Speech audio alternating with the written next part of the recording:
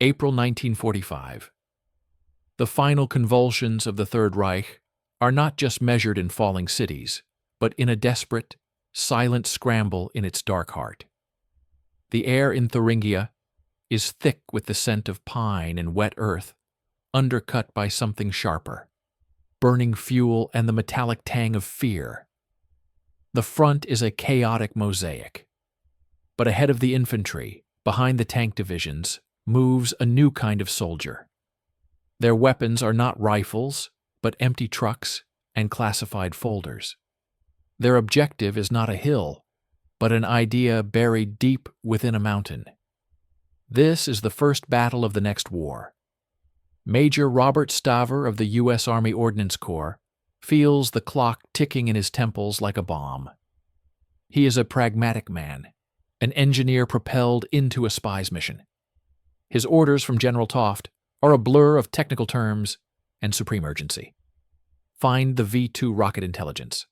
Find the scientists. Find them. The them are mythical names. Wernher von Braun, Walter Dornberger. The brains. His convoy of jeeps and empty 2.5-ton trucks carves through crumbling villages, bypassing pockets of SS resistance. They operate on fragments. A captured technician's mumbled clue, a coordinate scrawled on a map from a terrified factory clerk. It is a treasure hunt in hell. They find the entrance to the Mittelwerk not as conquerors, but as thieves in the night. The mountain swallows them whole. The tunnels are a cathedral of darkness, cold enough to see their breath, vast enough to swallow the echo of their boots. The silence is not peaceful. It is the silence of a recently stopped machine, holding its breath. Staver's flashlight beam cuts through the gloom, revealing not just machinery, but the anatomy of a nightmare. Endless assembly lines stand frozen. Gigantic fixtures hang like skeletons, and everywhere the smell. A sweet, cloying, rotten smell that no amount of oil and concrete can mask. His men, tough GIs who face the Ardennes, move with a new, uneasy silence. They are not loading munitions. They are ransacking an ossuary of technology. They pile crates marked with the ominous V symbol. They rip schematics from desks. Staver himself finds a main assembly drawing, the holy grail of the V-2, in a steel cabinet. He rolls it carefully, his fingers leaving prints on the dusty linen. Victory, a logical, clinical victory. Then he turns a corner. His boot catches on something soft.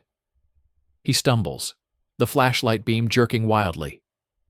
It illuminates not machinery, but a tangled heap of striped cloth and bone. A pair of empty eyes stares from a sunken face. Then another, and another. A silent, frozen crowd of the dead, left where they fell. Prisoners of the Dora camp who built the very rockets he seeks. The monstrous equation becomes viscerally clear. This engineering marvel, this leap into the future, was assembled by hands reduced to claws, on a foundation of pure horror. Staver gags, turning away, pressing his forehead against the cold metal of a rocket cradle. For a minute, the triumphant engineer is gone. There is only a man in the dark, breathing the air of a charnel house. Then duty reclaims him. He barks an order, his voice hoarse. Load the trucks. Ignore everything else. Documents and small mechanisms only. We have 2 hours. Across the chaotic zone, another hunter stalks the same prey. Sergei Korolev feels the mountain long before he sees it. He is not in a crisp American uniform, but in the worn wool of an NKVD major, a disguise that fits him like a borrowed skin. His own hands bear the calluses of a different camp, a Soviet sharashka. He is a ghost sent to capture ghosts. His Red Army escort is larger, noisier, a steamroller compared to Staver's commando raid. They are slowed by the sheer scale of the front. When they finally reach the Mittelwerk complex, they find the outer gates ajar, fresh tire tracks in the mud. A young lieutenant finds a crumpled, bright yellow wrapper in the dirt. "American chocolate, Comrade Major." Korolev enters the tunnels. The scene is one of violation. Offices are ransacked, drawers spilled. The Americans have been like meticulous surgeons, removing the vital organs. His heart sinks. The prize, the intellectual core, is gone. The Americans have the magic. He walks further, into the colossal main hall, his small figure dwarfed by the industrial titan around him. His despair begins to curdle into a different, colder emotion. He stops. He places his hand on a massive hydraulic press. It is cold, solid, unimaginably heavy. He looks down the line, seeing not an empty shell, but a perfect, complete organism. The stamping machines, the welding rigs, the electrical conduits snaking like arteries, the overhead cranes, all of it, a fully integrated production city. His mind, an engineer's mind, begins to disassemble and reassemble it. He does not see a factory. He sees a blueprint in 3 dimensions. A slow, grim smile touches his lips. The Americans took the beautiful formula on paper. They left the printing press that can run it 1,000 times. They took the seed, believing it unique. They did not understand that the true power lay in the soil, the fertilizer, and the machinery of the harvest itself. He kneels, picking up a single discarded precision tool from the floor, a German-made caliper. He holds it up. It is not idea. It is a physical fact. He turns to his NKVD handler, a man named Colonel Grishin, whose eyes only see espionage, victory, or failure. "They took the sorcerers," Korolev says, his voice flat, echoing in the cavern. "They left us the entire sorcerer's workshop, every lathe, every furnace, every jig. They considered this scrap. This is not a loss, Comrade Colonel. This is a different kind of victory, one they are incapable of even understanding." He tosses the caliper. It clatters on the concrete, the sound sharp and final in the vast silence. Outside the first of the endless Soviet freight trains, its engine huffing like a dragon, steams to a halt on the specially laid track. Engineers with chalk are already moving along the tunnels, numbering each machine, each transformer, each segment of the assembly line with stark white digits, 1, 2, 3. The mountain itself is being catalogued for shipment. The race is defined in that moment. America raced for the genius in the mind. The Soviet Union now prepares to claim the genius in the metal. And in the cold dark of the tunnel, the ghosts of Dora are the only witnesses to the birth of 2 rival space ages. Moscow, May 1945. The city vibrates with a victor's exhaustion. The air is thick with the smell of lilac and diesel, of sweat and gunpowder from celebratory salvos that still echo in the collective mind. But, in a third-floor office of the Lubyanka, a different kind of chill persists. The windows are sealed tight, not against the spring, but against sound and light. Here the war is not over. It is mutating. Sergei Korolev stands before a vast oak table, not as a conquering hero, but as a report. His body still hums with the memory of the mountain's cold. He has spent sleepless nights transforming his visceral understanding of the Mittelwerk into dry, devastatingly precise inventories. List of hydraulic presses, capacity. List of electrical transformers, output. List of assembly jigs, by stage. The documents lie before 2 men who embody the new post-war power. Lavrenti Beria, head of the NKVD, his pince-nez glinting under the green-shaded lamp, absorbs information like a spider senses vibrations. Next to him, a senior military-industrial figure from the State Defense Committee, his face a map of grim pragmatism. Korolev does not speak of magic or sorcerers. He speaks a language they understand. Industrial capacity. The American analysis is a failure of imagination, he states, his voice devoid of the passion he felt in the tunnels. It is a clinical assessment. They performed a bibliographic raid. They captured the theoretical maximum. We have captured the practical foundation. To replicate a V2, they must reinvent the industrial process. We only need to reactivate the one we now possess. Beria's finger taps silently on Korolev's summary page. He is not an engineer. He is a producer of outcomes. His mind works in units of human capital and material leverage. The primary intellectual assets, the leadership, are compromised, lost. It is a statement, not a question. Correct, Korolev replies. Von Braun and his inner circle are beyond reach. But a rocket is not built by philosophers. It is built by metallurgists who know the exact annealing temperature of a combustion chamber. By turbopump technicians who understand the tolerances between moving parts under extreme stress. By draftsmen who can translate a sketch into a millimetric blueprint. These men are not stars. They are the gravity that holds the system together. And they, he pauses, pointing to a separate list, a roster of hundreds of names culled from factory records and interrogations, are still within our zone. A silent understanding passes between the men at the table. The American model is elite, individualistic. It relies on the inspired mind. The Soviet model must be systemic, collectivist. It will rely on the perfected process. The decision when it comes is not a dramatic pronouncement. It is an administrative edict, terrifying in its scale and cold efficiency. Operation Osoaviakhim is born, not from a desire to recruit, but from a need to transplant an entire industrial ecosystem.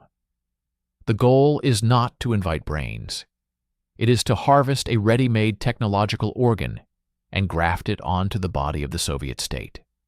The machinery of the NKVD, so adept at nighttime arrests and mass deportations, now pivots to a new, bizarre form of requisition.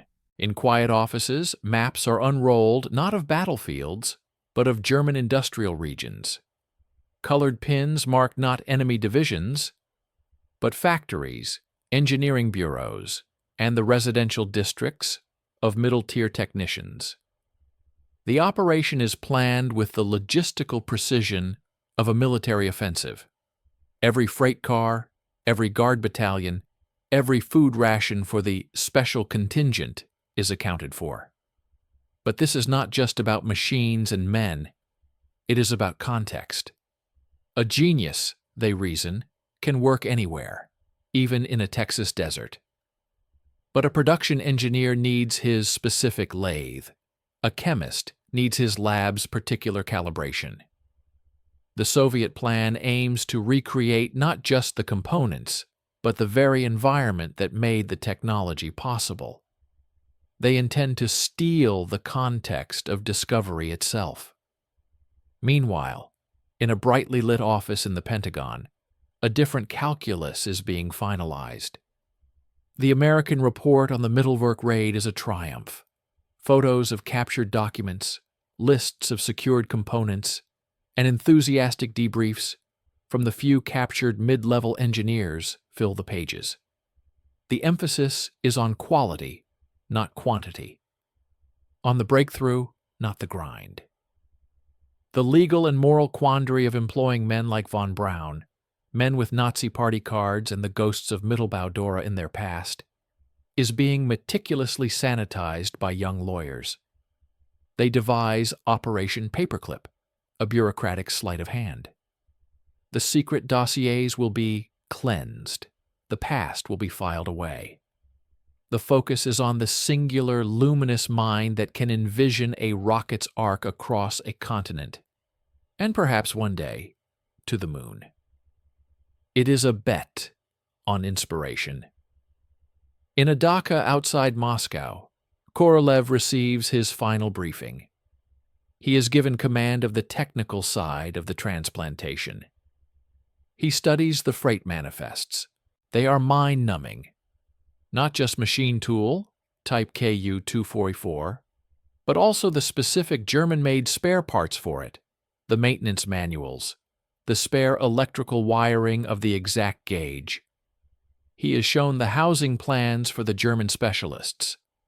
Entire blocks in isolated towns on the island of Gorodomlia and in the suburbs of Moscow, already being surrounded by new, higher fences.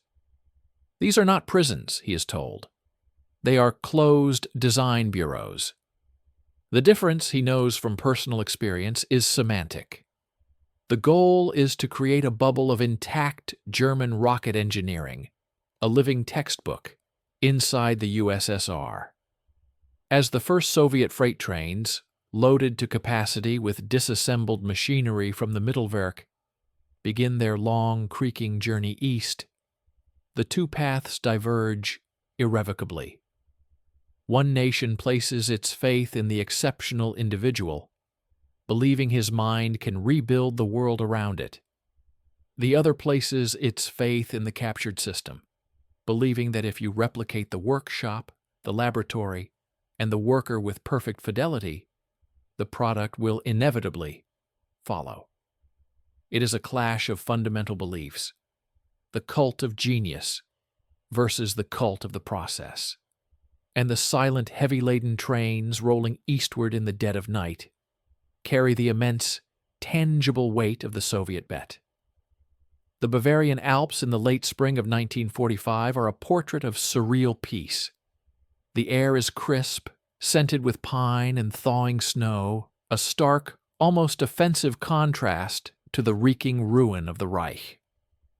Nestled in this picture postcard landscape, a group of men waits. They are not soldiers, though they wear modified uniforms. They are not peasants. They move with the anxious, calculated precision of chess players who have gambited their king and are now unsure of the rules. At their center is Wernher von Braun.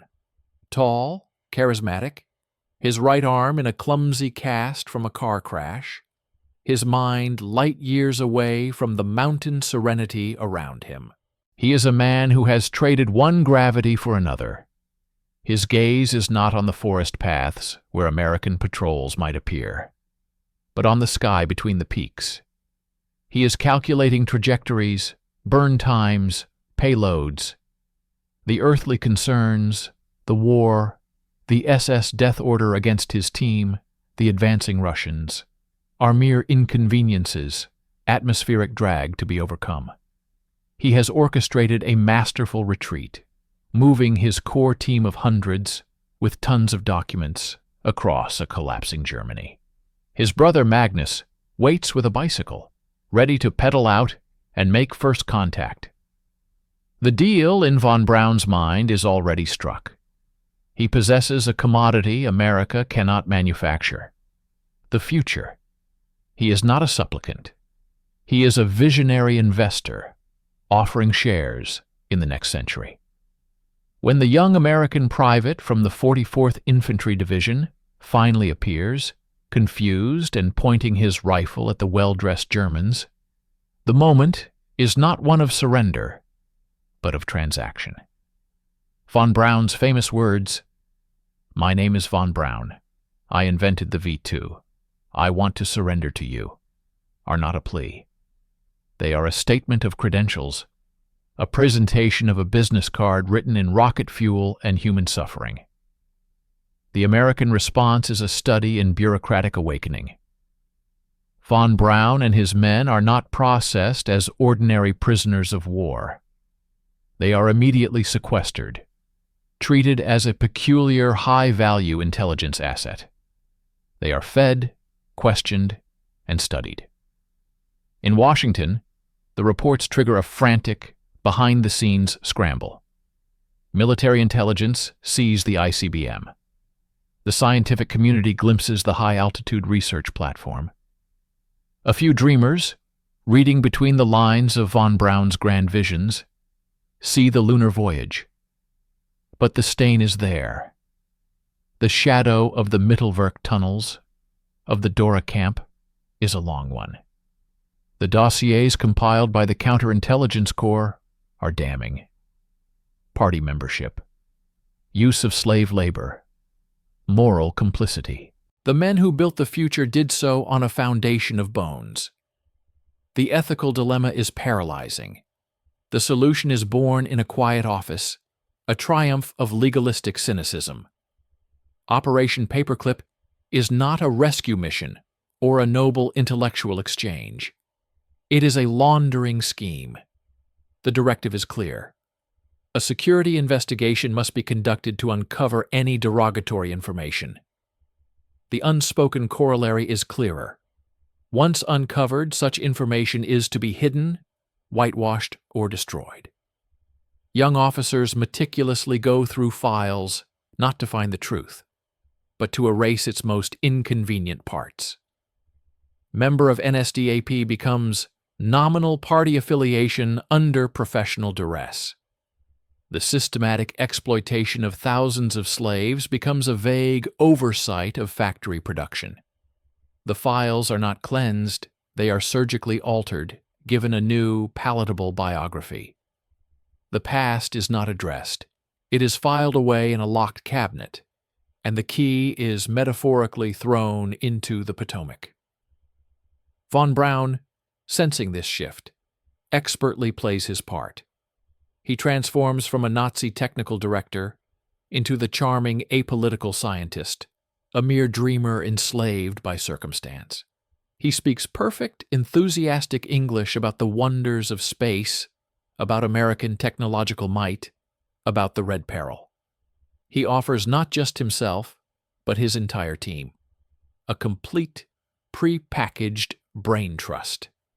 He understands America's weakness, its love for the brilliant individual, the self-made genius. He presents himself as that genius, ready to be adopted.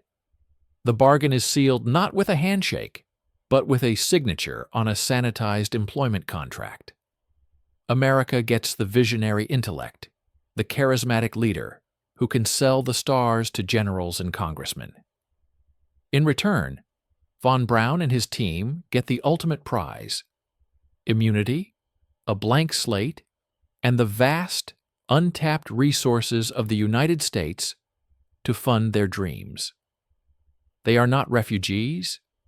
They are defectors to the future. Meanwhile, on the other side of the world, a very different import process is reaching its brutal logistical climax. Under the cover of a single night in October 1945, Operation Osoaviakhim erupts across Soviet-occupied Germany. It is not a recruitment drive. It is a synchronized, military-scale harvest. At precisely 4 a.m., NKVD troops and Red Army soldiers pound on the doors of apartments in Berlin, Bleicherode, Nordhausen. There is no discussion, no offer of contracts. There are only barked orders, hastily packed suitcases, one per adult, a single small trunk for a family, and the stunned, tearful faces of engineers, draftsmen, skilled metal workers, and their families being loaded onto waiting trucks. The scene repeats thousands of times. This is not about capturing a leader. It is about seizing an entire layer of technical expertise, the crucial middle management of the missile age. These are the men who know how, not just why. The trains that carry them east are not passenger expresses. They are freight cars, modified with wooden bunks and a single stove. The journey is long, cold, and shrouded in fear. They are not told their destination, only that their skills are required by the victorious Soviet state. They are not employees. They are human capital, another category of seized war reparations, no different from the lathes and generators rumbling east on parallel tracks. As von Braun enjoys his first proper American breakfast at Fort Strong, discussing the philosophical implications of multi-stage rocketry with his debriefers, the German families on the Soviet trains huddle together for warmth, staring into the darkness of the Polish plains, their future as uncertain and locked away as the machinery that shares their journey. Two sets of tracks, two kinds of carriages, carrying two fundamentally different concepts of what it means to win the peace. America bet on the brilliance of the equation. The Soviet Union invested in the brute force of the solver, and the rockets for now remained silent, waiting to see which calculus would prove correct. The journey east for the German specialists of Operation Osoaviakhim was a passage into a geometric void. The freight cars, sealed against the world, turned time into a shapeless murmur of wheels on tracks. Days bled into nights. Children's whispers hung in the frozen air, unanswered. The men, engineers, and technicians accustomed to precision and order sat in silent shock, their identities dissolving with each kilometer traveled away from the ruins of their homeland. They were no longer individuals with names and expertise. They were units of knowledge, inventory numbers in a vast, inexplicable Soviet ledger. When the doors finally screeched open, the light was a flat winter gray, and the landscape was a monochrome of snow-dusted birch forests and barbed wire. They had arrived not at a city, but at an idea made real. Island Gorodomlia on Lake Seliger, a remote, beautiful, and perfectly sealed bubble. The Soviet plan revealed itself not through speeches, but through meticulous, oppressive infrastructure. The island was a diorama of controlled existence. Neat, identical two-story houses for the families. Laboratory buildings smelling of fresh paint and Russian pine. Workshops where the machinery from Mittelwerk, each machine now bearing a small, red-painted inventory number, was being reassembled by silent Soviet workers under the watchful eyes of guards. It was a museum of German rocket science, but a museum where the exhibits were expected to perform. The perimeter was not a wall, but a psychological barrier of water, patrol boats, and the absolute unspoken understanding that there was no return. The message was clear. Your world is here. Your past is irrelevant. Your knowledge is everything. Parallel to this, in the suburban secrecy of Podlipki outside Moscow, a more intense and brutal transfer was being engineered. Here, in a complex known colloquially as the Sharashka, Sergei Korolev presided over the heart of the Soviet effort. He was no longer just an engineer. He was the foreman of a forced intellectual osmosis. The German specialists here, the Army de la Army of the second tier, were not given houses. They were given bunk beds in barracks and a singular mandate: teach. Their students were the Soviet engineers, men like Korolev himself, Valentin Glushko, Nikolai Pilyugin, talented, driven, and fiercely proud survivors of the pre-war purges and their own gulag sentences. The atmosphere in the drafting halls and laboratories was one of simmering, pressurized intensity. It was not a collaboration. It was an extraction. The Germans, under the constant, polite but firm pressure of the NKVD curators, were ordered to deconstruct the V2 to its atomic principles. Not just how to tighten a valve, but why that specific valve design. Not just the fuel mixture ratio, but the combustion instability calculations that had led to it after 100 failed tests.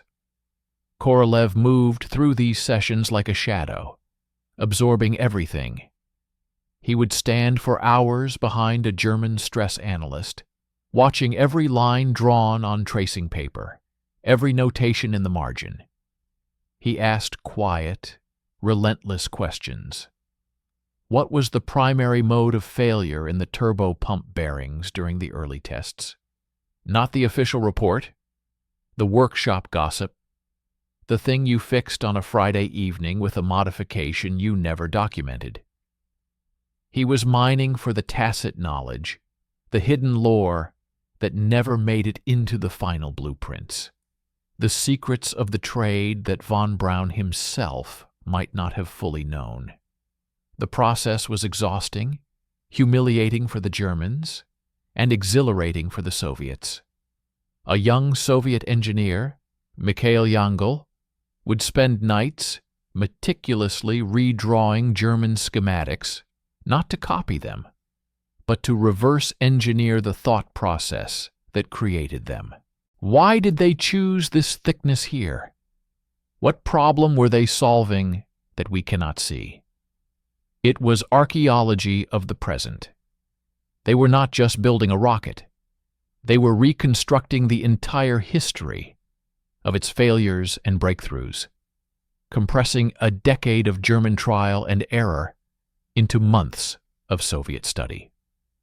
Meanwhile, in the sun-bleached emptiness of Fort Bliss, Texas, Wernher von Braun's world was one of expansive horizons and professional frustration.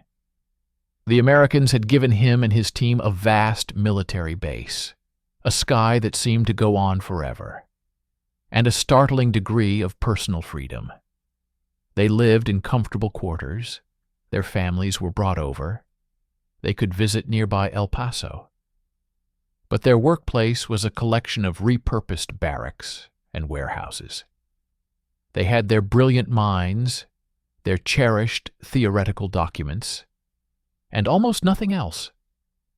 Von Braun's days were spent in a whirlwind of lectures, presentations, and conceptual designs.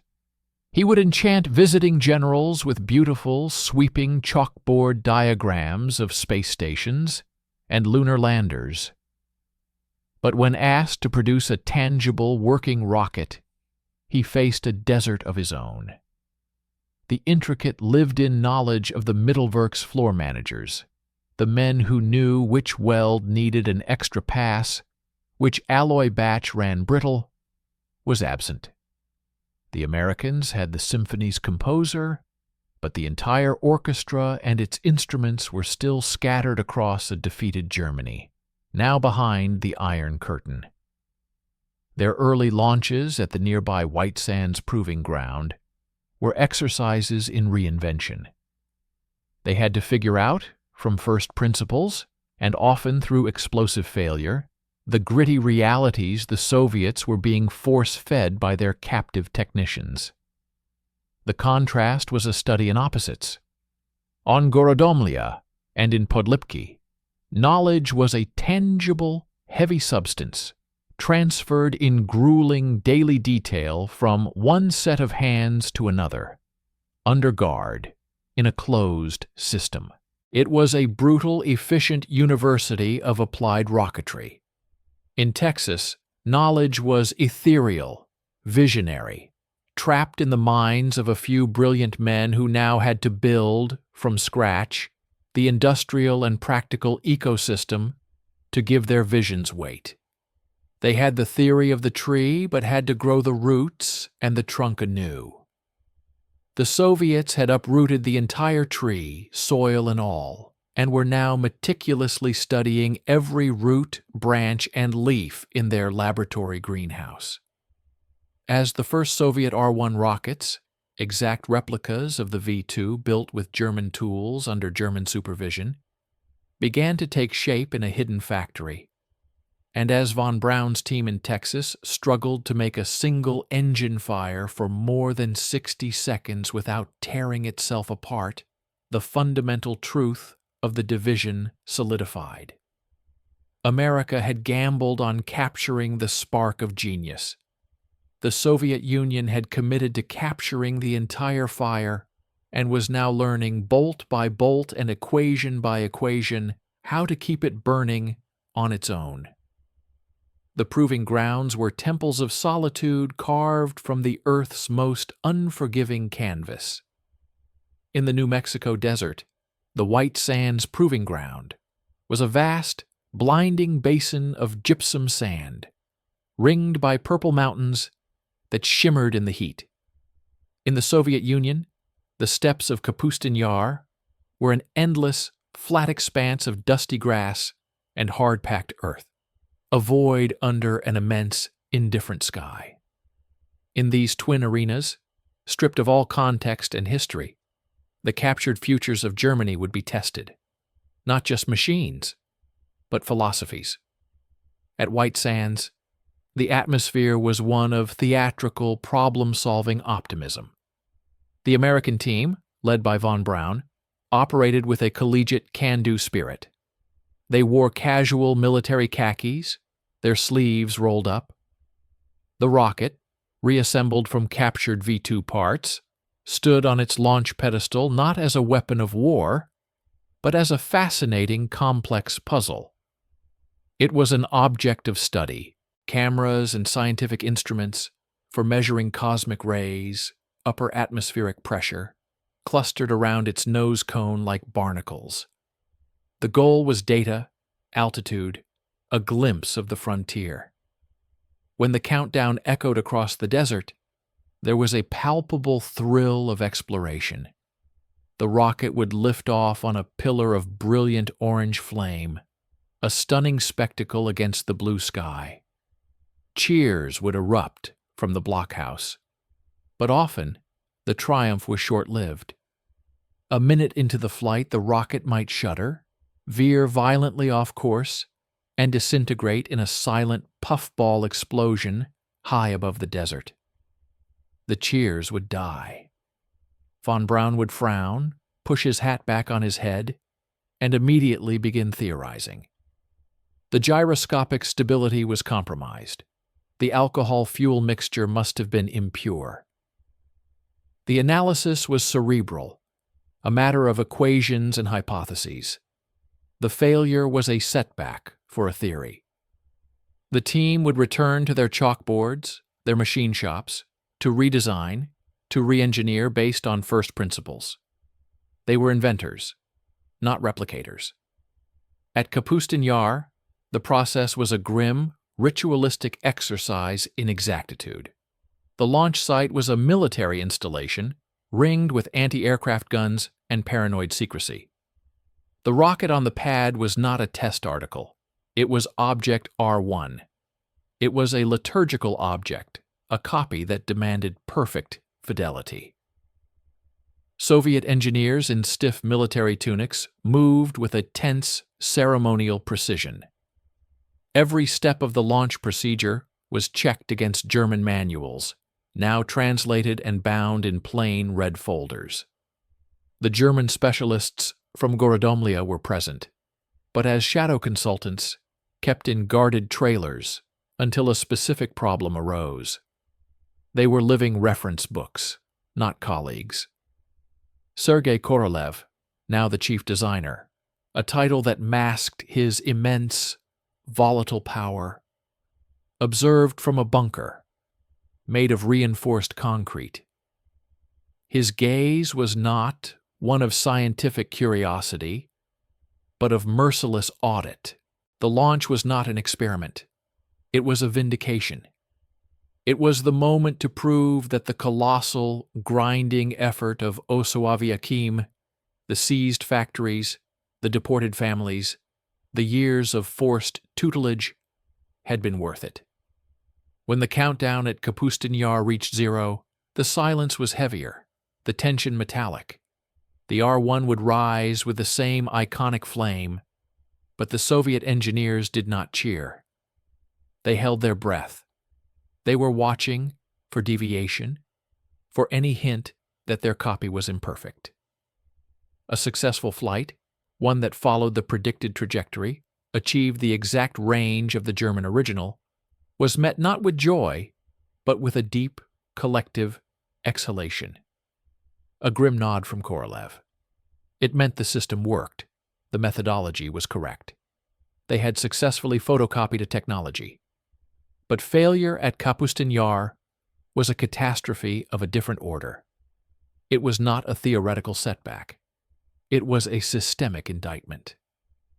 When an R-1 exploded shortly after launch or corkscrewed into the steppe, digging a crater into the hard earth, the aftermath was not a brainstorming session. It was an inquest. Korolev's fury was legendary, cold, and terrifying. He would descend on the wreckage site, picking through the still smoking fragments, not as an engineer seeking clues, but as a prosecutor seeking blame. Had the Soviet-made alloy been 1% off specification? Had a technician failed to torque a bolt to the exact German dream moment? Had the German advisors withheld a critical piece of tacit knowledge? The failure was a betrayal of the process, a sin against the exact transfer of knowledge. The response was not to innovate a new solution, but to tighten controls, increase inspections, demand more exhaustive translations from the German documents. The goal was not to improve the V2, but to become the V2 flawlessly. The contrast painted two paths to mastery. In the white sands of America, each explosion scattered fragments that were picked over by free-thinking minds, leading to new ideas, to iterations, to the beginnings of a distinctly American rocket lineage.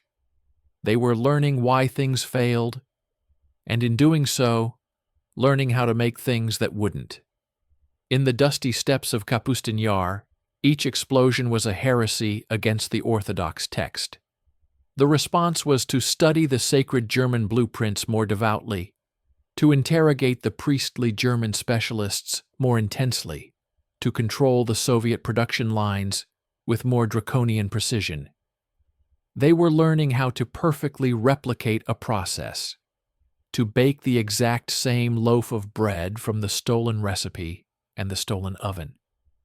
As the sun set over the New Mexico desert, after another dramatic, fiery failure, von Braun could be seen sketching new, fanciful designs for multi-stage vehicles on a notepad, inspired by the very way the wreckage had fallen. In Kapustin Yar, after a rare, perfect flight, Korolev stood over the charred launch pad, not dreaming of the moon, but already calculating the tonnage of concrete and steel needed to build a larger pad for a larger next rocket, a rocket that would still fundamentally be built on the unshakable, captured, and now fully understood foundation of the V2. One group was learning to fly by crashing, the other was learning to walk by perfectly tracing the footsteps of another. Both were moving inexorably toward a horizon neither could yet see. The closed worlds of the rocket programs began to crack under the pressure of their own successes. The initial parasitic phase was ending.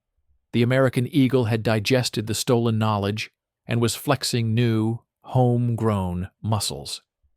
The Soviet bear, having consumed the entire carcass of the German industry, was now hungry for prey of its own making. A subtle, then seismic, shift in power dynamics began. On the island of Gorodomlia, the atmosphere curdled from one of guarded collaboration to one of obsolescence. The German specialists, once the indispensable oracles of rocket lore, now found their wisdom becoming a historical artifact. Their Soviet students had not only memorized the textbook, they had begun to write corrections in the margins. A young Soviet propulsion engineer, reviewing a German calculation for engine nozzle expansion, would politely point out an inefficiency, suggesting a new alloy tested in a Soviet lab that could handle higher temperatures. The suggestion was not hostile, but it was a declaration of independence. The Germans, confined to their island and fed a curated diet of information, were frozen in the technological moment of 1945. The Soviet engineers, plugged into a vast, growing network of institutes, design bureaus, and production plants, were accelerating into the future. The signal moment came during a technical review for a new engine injector plate. The senior German designer, Herr Schneider, presented a classic, proven V2 design etched with the elegant, symmetrical patterns of a bygone era. Viktor Mikheyev, a rising star among Korolev's deputies, unfurled his own blueprint beside it. His design was messier, more asymmetric, a product of brutal, iterative testing at a new Soviet facility. It promised 12% more thrust. Schneider argued for the safety of the known, the sanctity of the German method. Mikheyev said nothing. He simply laid a sheaf of test-firing reports next to his drawing, each page stamped "secret" and bearing the confident signatures of Soviet engineers. The meeting ended without conclusion, but the message was etched into the silence. The student was no longer asking for permission. The German's role had shrunk from teacher to consultant to a living reference library, and now to a museum exhibit. In Podlipki, Korolev presided over this metamorphosis. His relationship with the Germans became one of cold, utilitarian efficiency. When a problem in gyroscope stability arose, he would summon the relevant specialist, demand a concise explanation of the original German solution, thank him, and dismiss him. The German would return to his guarded dormitory, while Korolev would turn to his own team and bark, "Now, how do we make it better? Lighter? More reliable?" The German knowledge was no longer the destination. It was the baseline, the springboard. The Soviet goal was no longer replication. It was transcendence. Simultaneously, in the sprawling, bureaucratic jungle of Washington, D.C., Wernher von Braun faced a different kind of constraint. His genius was not being doubted. It was being domesticated. The American military, his primary patron, saw rockets through a single pragmatic lens: the intercontinental ballistic missile. They wanted a weapon, a delivery system for a nuclear warhead from continent to continent. Von Braun's beautiful, elaborate visions of orbital space stations and lunar voyages were seen as distracting science fiction, expensive fantasies for a distant tomorrow. He was trapped in a gilded cage of his own making. He had sold himself as the key to the future, but the future his new masters wanted was a narrowly defined, apocalyptic one. His team at the Redstone Arsenal in Alabama worked on the Redstone rocket, a direct evolved descendant of the V2. It was a capable vehicle, but to von Braun, it felt pedestrian. He watched with a mixture of professional admiration and personal frustration as the Air Force pursued its own parallel rocket programs, creating bureaucratic rivals. The American approach, decentralized and competitive, diffused focus. Von Braun had the freedom to dream aloud, to captivate the press with visions of space exploration. But he lacked the monolithic, state-crushing authority to turn those dreams into metal and flame. He was a brilliant propagandist and engineer, but he was not a dictator of technology. He had to persuade, lobby, and compromise. Back in the USSR, Korolev was becoming exactly that, a dictator. His authority, emanating from the Kremlin's absolute support, was total. His design bureau, OKB-1, was a sovereign fiefdom of rocketry. He didn't have to persuade generals. He commanded them. When he envisioned a rocket that could not only carry a heavy warhead, but also propel an object into orbit, there was no competing Air Force bureau to challenge him. The entire industrial and scientific might of the Soviet state was marshaled behind his vision. The German-derived R1 had given way to the more powerful, original R2. And on Korolev's drawing boards now loomed the sketches of something monstrous, something the Germans had never dared: the R7. a cluster of rockets, a terrifying bouquet of engines, born not from German blueprints, but from Soviet ambition, Soviet material science, and a Soviet understanding of ballistics that had now far surpassed its tutors. The divergence was now a chasm. The Americans, with their head start in genius, had fragmented their effort into competing visions, bogging down their lead in committees and budgetary fights. Von Braun was forced to think smaller, to weaponize his imagination. The Soviets, with their head start in industrial methodology, had unified behind a single, ruthless visionary.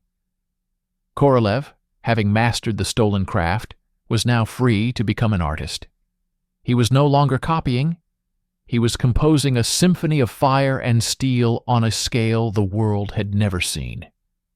The Germans, who had provided the first notes, could only listen from their island prison as the music swelled into something they no longer recognized, something that was no longer theirs.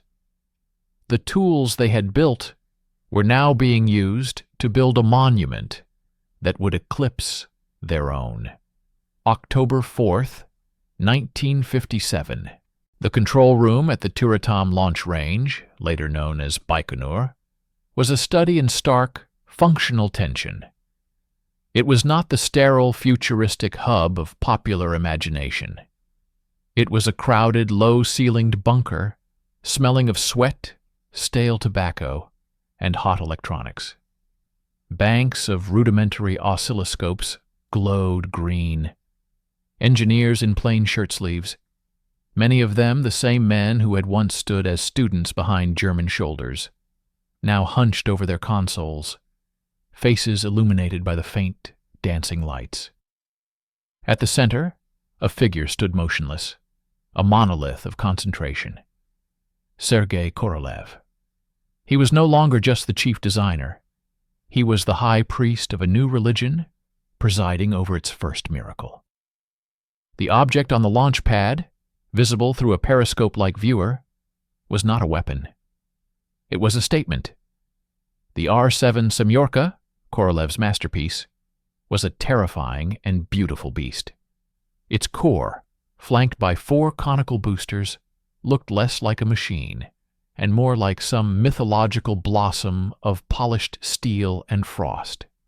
It was the physical manifestation of the Soviet system's brutal logic. The captured factories, the assimilated knowledge, the unified will, all distilled into this one elegant, city-block-sized projectile. At its tip, hidden under an aerodynamic nose cone, was a polished sphere, no bigger than a beach ball, filled with batteries, a radio transmitter, and 4 simple antennae. It was called PS-1, Prostashi Sputnik, the simplest satellite. The countdown was not a dramatic shout, but a series of tense, murmured confirmations. There was no global audience, no live broadcast, just a handful of men in a concrete room in the middle of the Kazakh steppe, holding their breath. When the command was given, the Earth itself seemed to hesitate. Then, the R-7 awoke. It was not a clean, fiery liftoff. It was a cataclysm. A sun was born at ground level. A rolling, thunderous roar, felt in the bones before it was heard by the ears, shook the bunker.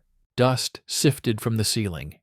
The light through the viewport was so intense it seared the retina. Slowly, majestically, agonizingly, the giant began to climb, a pillar of incandescent hell pushing against the black velvet of the night sky. It did not just fly. It asserted. It was the sound of a prison wall crumbling, the sound of gravity itself being defied by sheer collective will. Korolev did not cheer. He watched the telemetry streams, his face a mask of stone, until the final stage cut off and confirmation came. Orbit achieved. A simple, repeating beep, beep, beep from the speakers, the heartbeat of the new age, echoed in the room. Only then did a tremor pass through his frame. He allowed himself a single, tight, almost pained smile, and lit a cigarette with unsteady hands. Around him, men embraced, wept, laughed with the hysterical release of years of unimaginable pressure. They had done it. Not the Germans. Them. The outsiders. The catch-up artists. The brutal copiers. Had just become the pioneers. The shock wave that radiated from that bunker was not physical, but psychological, and it traveled at the speed of news wires. In America, it was a quiet Friday evening when the world changed. The first reports from the CIA, then the public news bulletins, hit with the force of a physical blow. The tinny, recorded beep, beep, beep played on radios was not a scientific achievement. It was a siren of national humiliation. It pierced the bubble of post-war American technological supremacy. The narrative shattered. They had the Nazis, the geniuses, the best minds. How could the Soviets, with their backward system, have done this first? In a well-appointed living room in Huntsville, Alabama, Wernher von Braun watched the news report on a flickering television screen. His face, usually so confidently composed, was ashen. His glass of whiskey sat untouched. He saw not just a satellite, but the ghost of his own shelved dreams. He had drawn such things for years, had presented them to generals who had nodded politely, and asked again about warhead yield. The beep, beep, beep was a mocking critique of the American way. It was proof that vision alone was nothing without absolute, unfettered power to execute it. His hands, the hands that had sketched the V-2, balled into fists of impotent fury. He had been outmaneuvered not by a better engineer, but by a more effective system. Korolev had what he lacked, a single all-powerful client who said yes. The public panic in America was profound. Newspapers screamed of a technological Pearl Harbor. Politicians railed about missile gaps. School children looked up at the night sky, knowing something man-made was up there, and it was not theirs. The Soviet sphere, visible as a moving star, became a constant, celestial reminder of vulnerability. It was not merely a satellite, it was a psychological weapon of unparalleled effectiveness. It demonstrated that the rockets Korolev built could just as easily carry a hydrogen bomb to New York or Washington. The beep, beep, beep was the sound of the Iron Curtain stretching into space itself, enclosing the Earth. In the Kremlin, the success was a vindication of apocalyptic scale. The grim, industrial logic of Osoaviakhim, the trains, the factories, the forced tutorials, had paid the ultimate dividend. They had not just closed a gap, they had leaped ahead. Korolev, now a state secret, whose name could not be published, was awarded everything he could possibly want. His authority became absolute. The path was clear. While America reeled, he was already looking beyond the little beeping ball, to a dog, to a man, to a woman, to the moon. The two programs were now in a new race, but the starting pistol had been fired by the USSR. Sputnik was not just an object in orbit. It was the first bullet fired in the Cold War in space, and it had found its target not in a city, but in the collective confidence of the Western world. The Americans, with von Braun and his brilliant team, had been given the ultimate wake-up call. They were no longer the hunters of German genius. They were the humiliated underdogs, and their response would need to be biblical in its scale. The age of dreaming was over. The age of frantic, desperate, all-consuming effort had just begun. The two paths, forged in the rubble of Germany and hardened in the crucible of Cold War rivalry, now reached their starkly different yet world-altering conclusions. The seeds planted in 1945, one a carefully cultivated cutting of genius, the other the wholesale transplantation of an industrial root system, had grown into forests that defined the skyline of the 20th century. In the Soviet Union, the triumph of Sputnik and then Yuri Gagarin's epical flight in 1961 marked the zenith of the Korolev system. It was the ultimate validation of the philosophy of systemic capture. The chief designer, his identity still a state secret, stood at the peak of a pyramid built from German machine tools, assimilated middle-tier knowledge, and relentless Soviet industrial will. The Vostok rocket that carried Gagarin was a direct descendant of the R-7, a vehicle whose DNA could be traced back, bolt by bolt and equation by equation, to the Mittelwerk tunnels. But it was also something profoundly new, a machine of peace and propaganda, a symbol that had outgrown its weaponized origins. Korolev had used the stolen foundation not just to build bigger rockets, but to build a new national myth. Yet, even at this moment of supreme victory, the limitations of the Soviet method began to constrict the future.